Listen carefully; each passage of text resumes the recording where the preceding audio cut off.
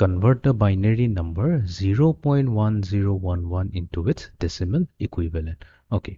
তো এইবাৰ আমাক যোনটো এটা বাইনাৰী নম্বৰ দিছে সেইটো হৈছে 0.1011. Okay. এইটো হৈছে বাইনাৰী নম্বৰ তো আমি ব্ৰেকেটৰ ভিতৰত লিখি পেলাই তলত 2 লিখি দিম such that এই 2টো ইণ্ডিকেট কৰিব ইয়াৰ বেছ হৈছে 2 আৰু এইটো হৈছে এটা বাইনাৰী নম্বৰ তো ইয়াৰ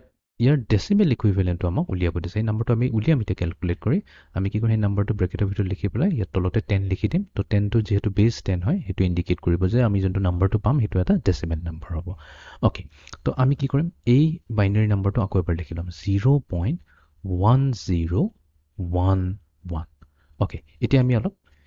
আমাৰ যোনটো নেক্সট ষ্টেপ হ'ব নেক্সট ষ্টেপটো হ'ব আমি ৱেইট কেলকুলেট কৰিব লাগিব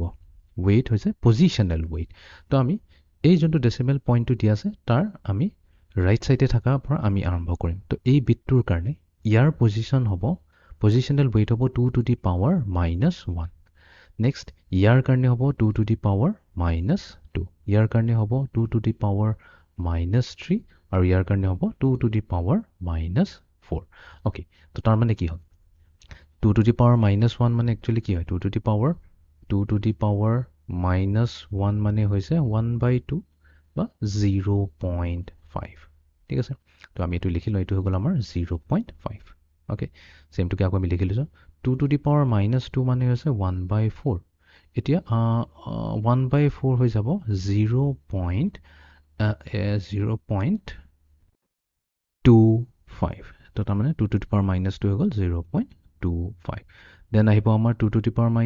এইটো হ'ব 0.125 স্পেচ কমি গৈছে এইটো ইয়াৰ কাৰণে এইটো ইয়াৰ কাৰণে এইটো ইয়াৰ কাৰণে আৰু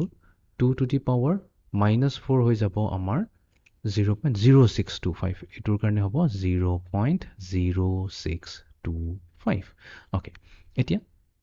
আমি ইয়াৰ ডেচিমেল ইকুইভেলেণ্টটো ওলাম একেবাৰে চিম্পল হয় কোনো ডিফিকাল্ট নহয় ডেচিমেল ইকুইভেলেণ্টটোৰ কাৰণে আমি কি কৰিম এই 1টোক মাল্টিপ্লাই কৰি দিম 0.5 লগত তো এইটো হৈ যাব 1 into 0.5 ঠিক আছে প্লাছ নেক্সট বিটটো আছে আমাৰ 0 এইটো হ'ব 0 into 0.25 লগত মাল্টিপ্লাই হ'ব প্লাছ নেক্সট বিটটো আছে আমাৰ 1 যাব 0.125 লগত 1 multiplied to 0.125 and then finally আমাৰ এই বিটটো হৈছে 1 multiply হ'ব 1 into 0.0625 অ'কে আমি চিম্প্লিফাই কৰি দিওঁ এইটো হ'ব 1 into 0.5 মানে এইটো 0.5 হয় প্লাছ এইটোতো 0 হৈ যাব নেক্সট হৈ যাব আমাৰ 0.125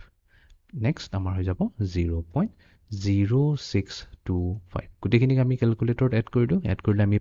0.6875 তো তাৰ মানে 0.1011 এই বাইনাৰী নম্বৰটোৰ ডেচিমেল ইকুইভেলেণ্টটো হ'ব 0.6875